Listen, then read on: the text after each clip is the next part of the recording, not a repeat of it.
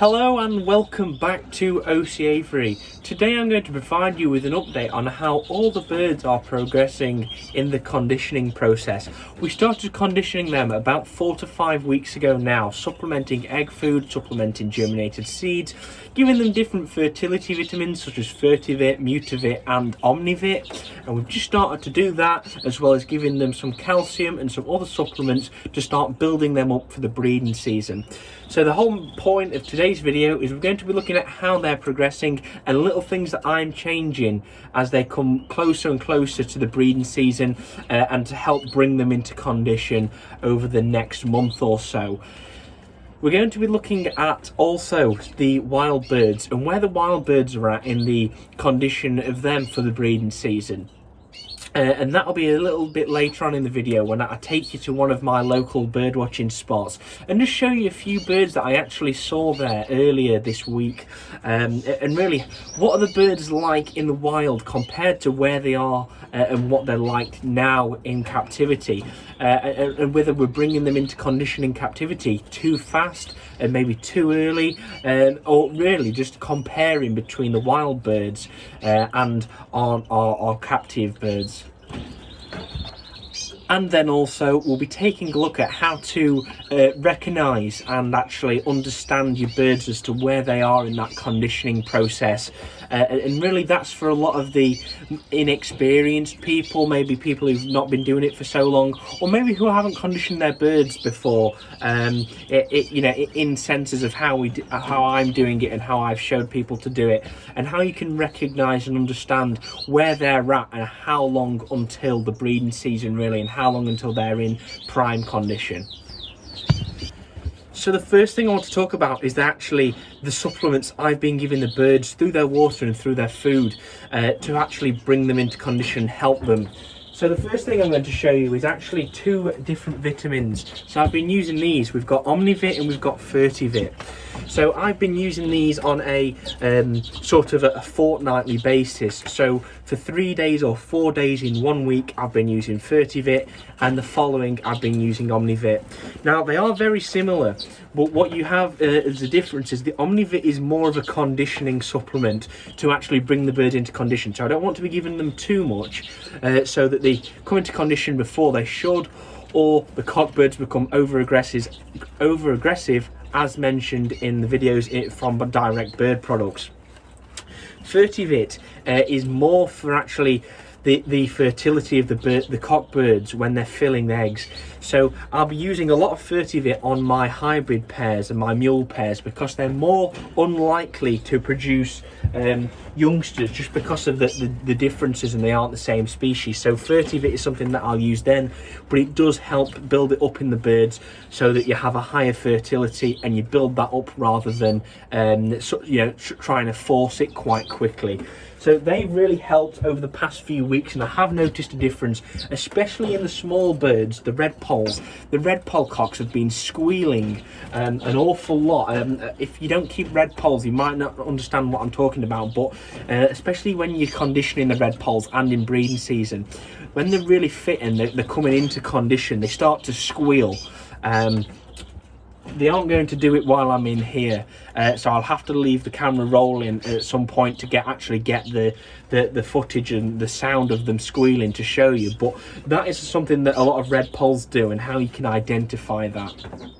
The next thing I want to show you is Fertioil. Now this is very similar to the Fertivit in the fact that it increases the fertility of the birds when they're actually breeding. However, I use this and it helps bring them into condition. It's actually a wheat germ oil, so any wheat germ oil supplement will do. This is just what I've got to show you is Fertioil.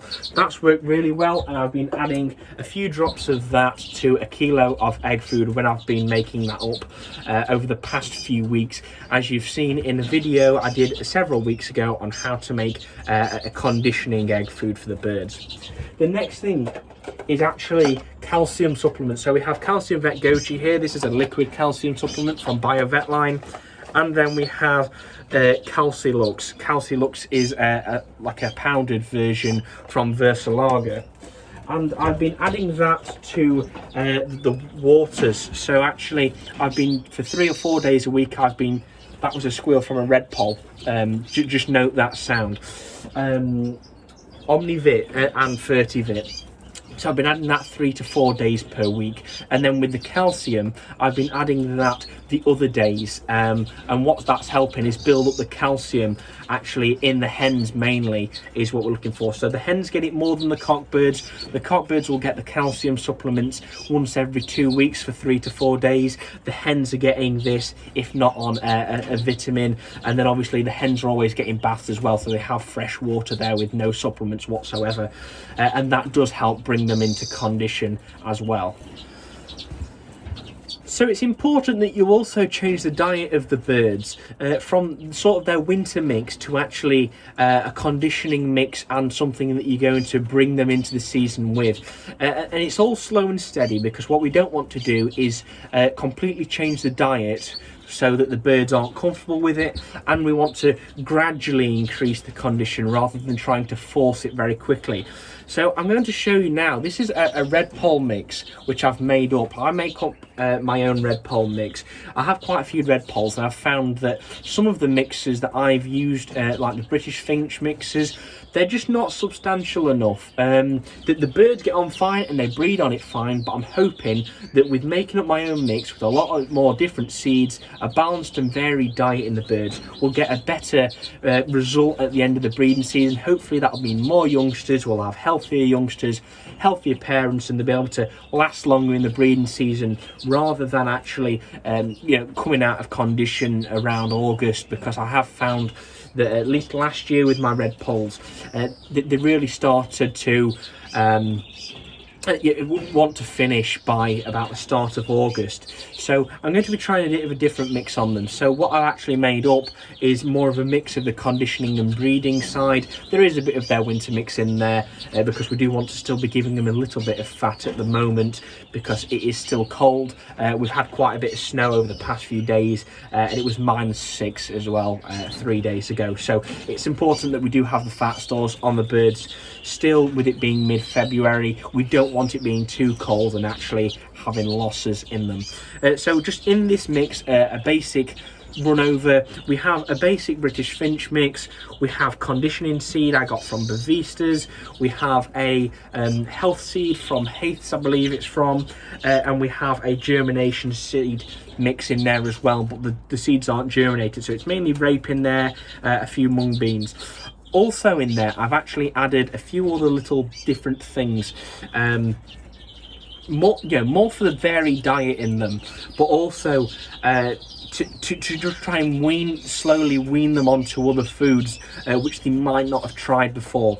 So I've first got some egg food in there, some normal standard egg food. I've mixed a little bit of that in, and I've also mixed some I think it's called Bevo softbill egg food, and that is more insect protein, and what I'm trying to do is get that into all of the birds and slowly wean them onto it. So throughout the season I can be giving them that, and they will rear on that, because the insect protein is obviously something that naturally most birds will be feeding to their youngsters.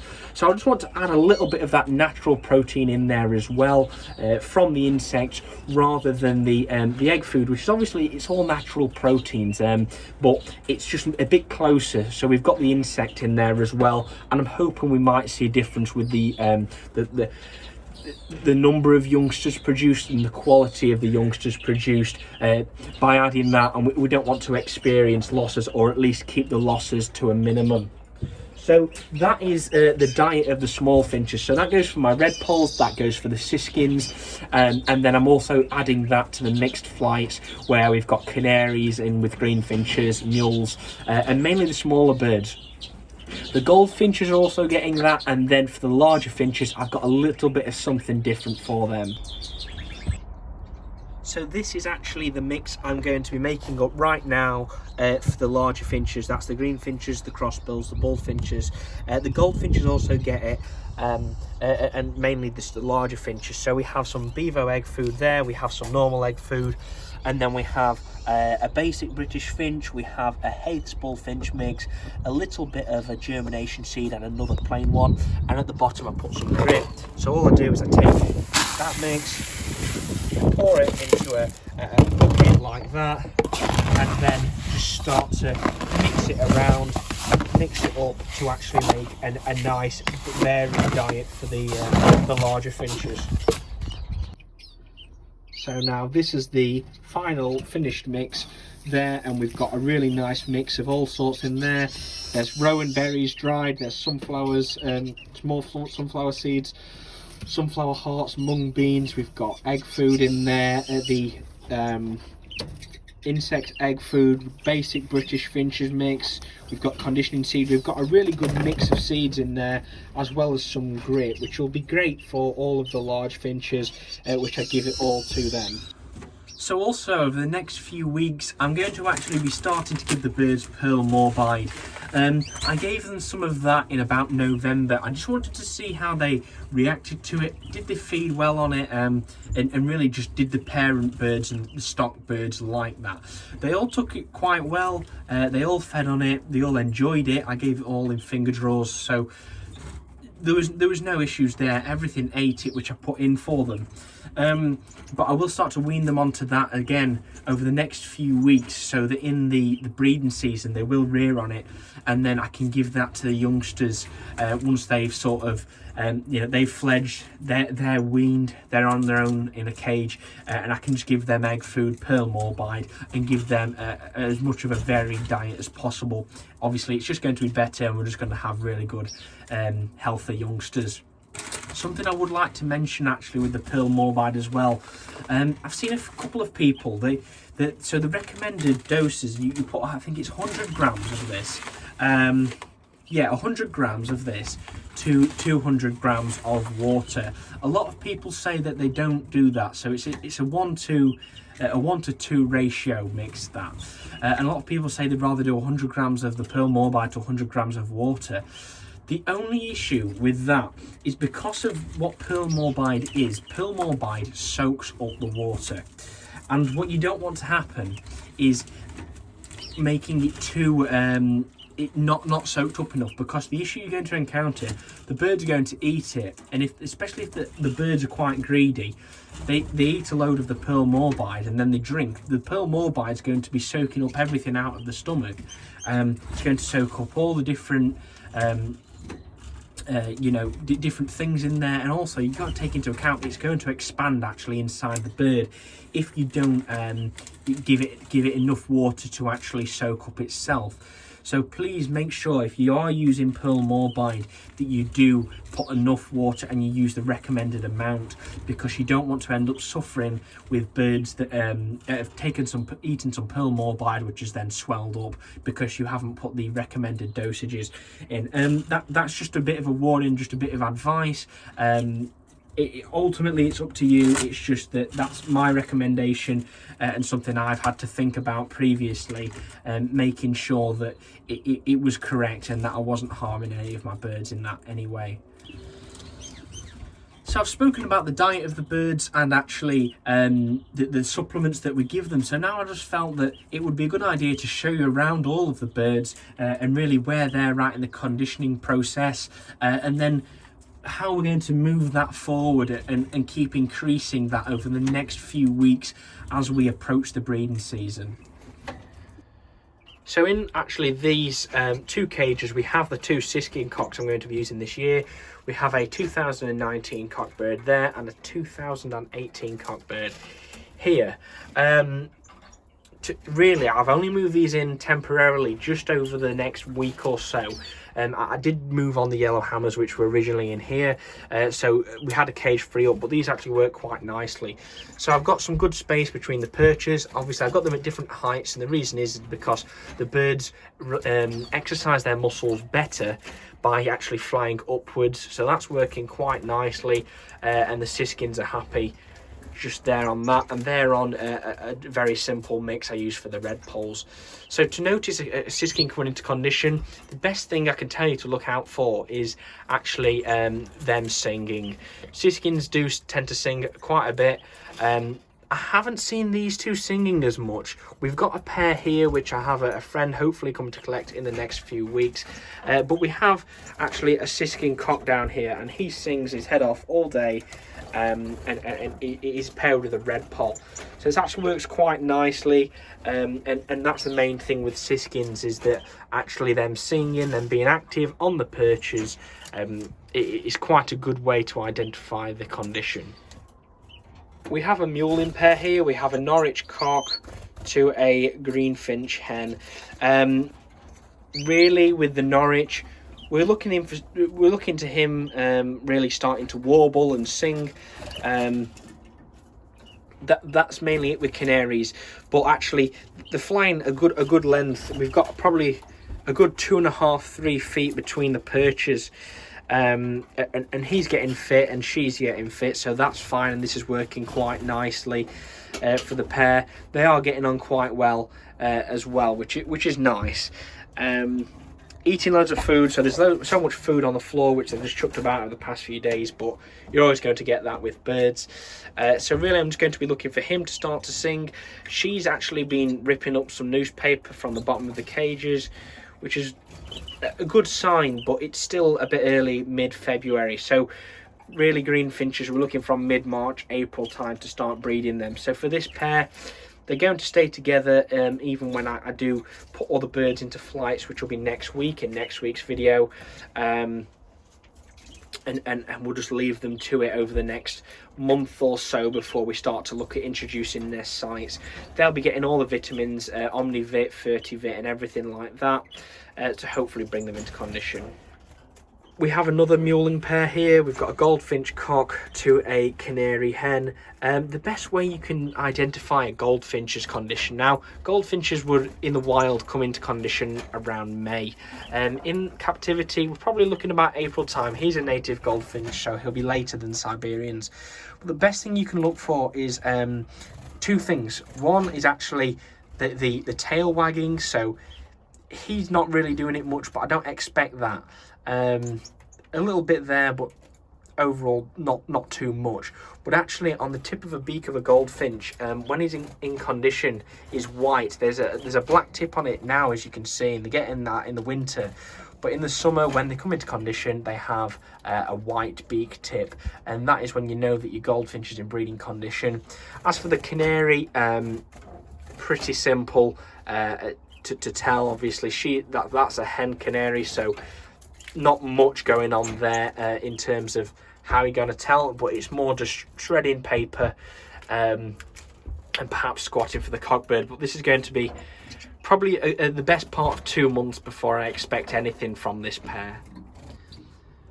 So in this flight cage we have my trio of Siberian goldfinches and my pair of bullfinches. Now the reason these guys are together, there's two reasons. One is that they can keep fit in here. They are northern birds as well, so they are quite big, and this works nicely. So this is actually a 7 feet long flight cage, which is quite nice, just down here. And with these, really, I also want to get them used to each other, because they are going to be breeding in the same flight now. I know a lot of people have recommended that you breed bullfinches in flights on their own, but what I wanted to try this year is that this pair were quite good in the fact that they were quite tolerating of other birds, which I saw actually last year when breeding them. I had to put a greenfinch in the flight at one point, and they had no bother at all. The cockbird was great. He fed the youngsters, and overall didn't really have an issue. So I wanted to try these guys together. I have had them together since November, December time, sharing the flight. So they're completely used to each other in that sense. And hopefully in the breeding season then they will work nicely. We won't be obviously breeding them this flight, it's far too small. They're going in an 8 foot long, 4 feet wide and 6 feet high flight. It's going to be planted with plenty of cover, so they hopefully should get along quite nicely in there. And we'll just have to see what happens. Obviously with the goldfinch we've got one cockbird, 2 hens, we've got a normal hen and an agate hen, and the cockbird is split for Umo. So we could actually get mutation goldfinches there, and I'm hoping it might also give us the chance for a northern goldfinch, northern bullfinch hybrid, which would be nice. So as it goes to telling these guys in condition, Siberian goldfinches don't really sing compared to the natives. So it's not going to be the song I'm looking for, but it's going to be the white beak tip, which I expect is going to be, again, probably 2 months. We'll probably look at about April time maybe for the Siberians. And that's really the same with the bullfinches in terms of time-wise. We're looking about April. But as it goes actually for telling the conditions of the bullfinches, the hen really is probably squatting for the cockbird, but both birds piping, as they call it, and whistling, which would work quite nicely in terms of telling them in the condition. But you can expect about April time for these guys anyway. We'll get them separated into their flight probably around the end of March, beginning of April, and all the breeding flights will be set up from then. But the plan is that, at least at the moment, these guys are going to stay in here, but I am probably going to take the 2 cockbirds, move them out to an outdoor flight, and then the hens will be going into an outdoor flight as well, to be separate for the best part of a month or 6 weeks to come into condition, so that then when we do introduce them and we do pair them, we might get hopefully get a better response. So now we're going to take a look at the birds in the flight. So we have 2 pairs of crossbills, which are obviously already paired up because they breed earlier in the season and they should start breeding very soon. We then have some greenfinch hens, some mule hens and some canary hens to look at. And then we have the greenfinch cocks, we have the canary cocks, that's the Norwich and the new colours. We have a few mules in here, we have a chaffinch cock as well, who will be going relatively soon. So we'll take a look at them. They've wintered out here, so they are quite hardy and getting on quite well. So this is the first flight we'll come to. This is the mixed flight of cockbirds. So in here we have a new colour canary up here, that's a yellow mosaic. Not a very good quality bird, but we've got those as feeders. We've got a Siskin mule on the right, just come forward.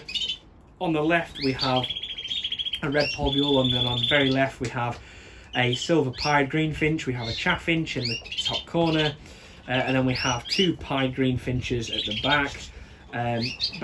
We have one about 50-50 split, and then we have one probably a quarter dark and 3/4 a light bird, and then we have a normal greenfinch split for agate on the very left. So this is all of the cockbirds in this flight, and this is the 8x4. They've been in here all winter, so we do need to wash down all of the walls and the trunks, but that's no problem. We have 2 Norwich cocks down here as well. On the right is the better quality Norwich. On the left, well, in the middle now is actually it's not a great quality Norwich, but again, really the cockbird on the very left now, hopefully we'll get some nice birds off him we could do some mules with. For that centre bird, it's more going to be feeders, and if we do get the odd decent Norwich out of him, then we can use them for muling, which is the only reason I have the Norwich. So yeah, everything needs cleaning down in here. As you can see, hygiene is very important. I do scrape everything down, but as I'm sure many of us bird keepers know, it's almost impossible to keep everything clean all the time. But I just do my best to scrape things down. And obviously some birds like to roost on areas like above the door, as you can see. So yeah, but that's only over the past few days, so I just need to scrape that down. All the birds are getting regular baths as well, so that's going to help them come into condition. They're also getting the a mix of the small finch and the large finch mix in here. They're getting egg food, they're getting germinated seed and conditioning seed as well. So hopefully we'll see some improvements over the next few weeks in the condition of the birds. The canaries, at least the 2 new colours, we've got the yellow mosaic and the red-eyed satinet. I'm hoping they will be ready relatively soon, probably the end of the month at the start of March. The hens are coming into condition quite quickly as well. The Norwich will be probably the end of March, April time. So this is all of the hens. We have the greenfinch hens in here, so we have 4 greenfinch hens. We've got 3 normals and an agate in the top left. We have 2 new colour canaries in here, hens. We've got a yellow mosaic on the very right, and we've got a red-eyed satinet in the centre at the back. We have 3 goldfinch mule hens in here. We've got 2 on the main perch and 1 in the middle now at the back. We have a Siskins mule hen just above at the top, and then we have 2 Norwich. We have a tick Norwich hen on the main perch, second from the right, and then we have an allied to white Norwich hen in the top corner up there. So I'm hoping, again, that'll be some decent youngsters out of them, but we'll just have to see. The allied to white is going to pair with a green, and the ticked is going to be paired with one of the normal cockbird. And then as it goes for the new colours, we'll get a round of the red-eyed satinets and a round of the yellow mosaics out first, and then I might do cross pairings, and we'll do a satinet yellow mosaic, two pairs of those. We'll have to see what happens there. But that's the hens. They have been shredding a little bit of paper, but again, not too much. I've been giving them the same conditioning seed as the cockbirds as well. They're all getting on quite well, all doing really well in here. So actually in the flights, all the flight fronts are wrapped, so that they don't have much draft in here, but they do obviously have the colder temperatures. But they are getting on very well, and hopefully we'll see some real good improvements over the next few weeks. So what seems to be something a lot of people like to see is the crossbills. So we come to the first pair. We have a younger pair of common crossbills. So we have a 2020 cockbird up there. He has some pied relatives, so there is a chance that we could get pied, but we'll have to see. And then the hen is hanging around somewhere, probably further up the top. Yeah, there you are in the top right. The hen, she's 2019. I bred from her last year. We actually bred a young hen from her, who is actually paired to the green finch. So this pair, they're getting on all right. They're feeding each other, but no nests yet, nothing at the back. But not to worry. It's something that we can expect to see hopefully in the next few weeks, hopefully around the start of March. We'll hopefully get a round out of them and see what happens there. They're getting a nice bit large finch mix. I'm also adding some parakeet mix to their diet, so they're getting a really varied diet, really well designed for crossbills. So we have a slightly older pair of crossbills in here. Not too old. We have a 2018 crossbill hen here, or she could be 2017, but either way a little bit of an older crossbill, but not too old. And then we have a 2019 crossbill cock up there. So as you noticed before, the last pair we had a colour fed cock and a non-colour fed hen. This pair are both non-colour fed. She bred for me around May time last year.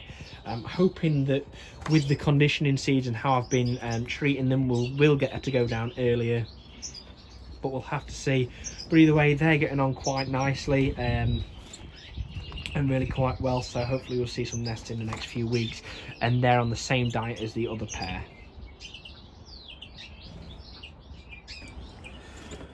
So with conditioning now well underway, we've obviously started to observe the birds actually coming into condition and really moving forward towards the breeding season.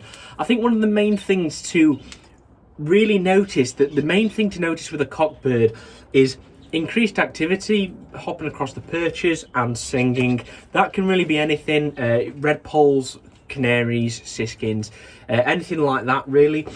For the hens, it's more shredding newspaper, carrying material, and just showing signs like that, maybe squatting for the cockbird, but not really yet. Obviously, at the moment in time, we don't really want to see some of the birds doing that, because then it means they're coming into condition too early. We want the crossbills to be breeding really, and they're fine, so we want them to be doing everything.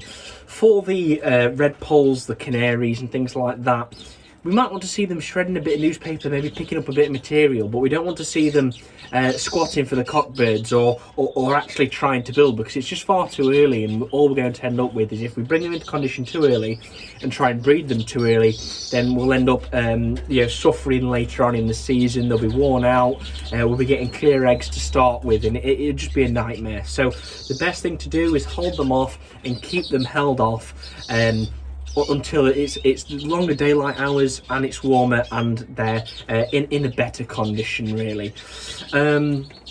So that's really it with the native finches and the canaries for where they're at the moment. So there'll be plenty to see over the next few weeks with how they develop and get better in the breeding season, really, as we get closer to it. I think what we're going to have to do next week, which will be a really good video, so make sure you are subscribed and you don't miss the video for next week, is we'll be separating all of the birds out. All the hens and cocks are already separated, and I've had them separated for quite some time, but we can move most of them out into the flights. Now, as it goes for the redpoles, all the redpoles will be staying in here. I've got another pair of redpoles and hopefully another cockbird coming in relatively soon, so we'll be having quite a few different pairs of redpoles going to breed with. As it goes for everything else, all the canaries will be staying outside. The green finches, we'll be getting the bullfinches and the goldfinches outside, and then all that'll be left inside will be our redpoles in this shed, and in the other shed it will be the mule and hybrid pairs, or some of them at least. When it goes for separated mule and hybrid pairs, I'm going to have to assess what I've got and what's suitable, really, for them, because with some of them at least, I don't want to be separating too many, so I'm probably going to move the green finch mule pair and move them into one of the larger flights to get them fitter. The Norwich cock can get really fit in there, and so can the green finch hen. Goldfinch mule pair, they will probably move into a larger 4-foot breeder, so the goldfinch cock can get fit in there, and the canary hen the same. For the crossbill greenfinch hybrid, that they are going to stay actually where they are. They're coming into condition right now. The crossbill hen keeps picking up material and trying to build. I'm just not letting her yet. I'm probably going to put the nest pans in next week, actually. When we do the separating, I'm going to put the nest liners in for the greenfinch crossbill hybrid pair. We'll just have to see what happens there. The greenfinch cock, I have been giving him extra supplements compared to the other ones, because I do want him to be in condition a little bit earlier for the crossbill hen, so really the breeding seasons overlap more, excuse me. Siskins, they'll be going outside. The cockbirds, the hens are going to be staying with the redpole hens, just a little bit safer. And then there's a few birds that I am moving on relatively soon. So we do have a pair of siskins that are being moved on, hopefully in the next few weeks, and the same goes for the chaffinch cock, who we did breed with last year, but sadly it didn't end up going too well. So that's really that with the birds. We'll be separating everything out. Everything will be going into the flights mainly, and everything will be getting much bigger cages to get fit in. We'll start adding different supplements, so you'll see all of that in next week's video.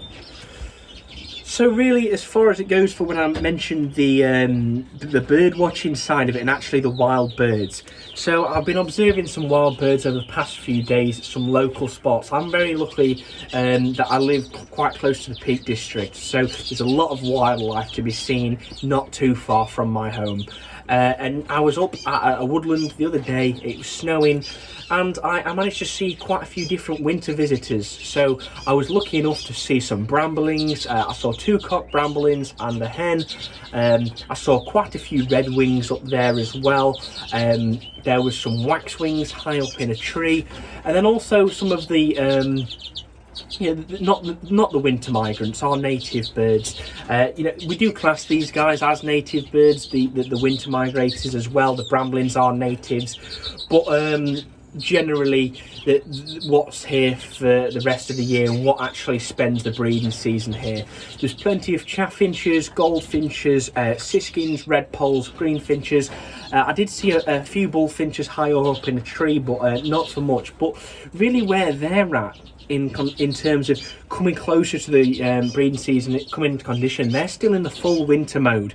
So notice here is that we have redpoles squealing, we have canaries singing, we have greenfinches singing, and everything like that. A few the bullfinches occasionally piping, and things like that, where with the wild ones they're all in full winter mode. They've still got quite a lot of fat on them, they're eating a lot, they're getting the bigger birds in the sense that they've got more fat on them. And I think that's something to take into account, that especially with our captive native birds, we don't want to be bringing them into condition too early. So what I estimate where I'm at the moment in front of the wild birds is probably the best part of 2 to 3 weeks. The wild birds are really probably just starting to build up condition. Seeds are starting to flower, a few seeds, but food is quite scarce at the moment, so they are still in that phase of keeping warm and just no bother with the breeding season. So I'd estimate that at least my birds are probably about a best part of a month in front of the wild birds, but again, it's nothing to worry about. I'm not rushing my birds. I don't really expect anything to go down except the crossbills until April. The start of April is when probably greenfinches, goldfinches and the bullfinches. The Siskins probably mid-April, and same for the redpoles about mid-April time. I do expect the canaries a bit earlier, probably about start to the mid of March. That's at least with the new colours. The Norwich will probably be at least April with them, and then we'll have the crossbills earlier. So yeah, that's really where we're at when we compare it to the wild birds. There's plenty to see though. I mean, I really enjoy going and bird watching because I get to observe that the bird that I keep, I get to observe them in the wild, as well as a few that I don't keep. Snow buntings out there, a few of those, the waxwings, the redwings, the bramblings. There's so much to see. There's all of the like the great tits, the blue tits, the coal tits, there's blackbirds, pigeons, and everything. And I always enjoy just observing the native finches and the native birds as well, to understand my birds better and how I could, improve how I keep them. And we do have to take into account, obviously, with at least some of the birds, they're quite heavily domesticated. I think greenfinches have come a long way from the wild types. Massive increase in size, complete array of different mutations and colours, to the point where, if you was to look at the original greenfinches taken from the wild maybe a century ago, they had to be bred in flight. But like last year, I bred greenfinches in a small wire breeder like that. So there are obviously certain things we don't have to take from that. So where a wild greenfinch would nest, compare that to a domesticated captive greenfinch. It is going to be different nesting habits and just overall their behaviour. But I'd always love to look at that and how I can keep my birds better, really, how I can improve their health and really keep them busy as well, as I think one of the things, especially through winter time and now in the conditioning period, it's really about keeping the birds busy, keeping them active and actually getting fit. So that brings me to the end of this week's video, so I hope you enjoyed it. If you have, please hit the subscribe button so you won't miss any of my future content. Please leave a like if you have enjoyed this video, and that shows me that you have enjoyed it and you'd like to see more. Hit the notification bell and that will update you and notify you every single time I upload a new video so you don't miss any of them. And please make sure you share this video with someone else who will be interested in this specific video, any other videos on my channel and all of my content as a whole. So thank you very much for watching, and I'll see you in the next one.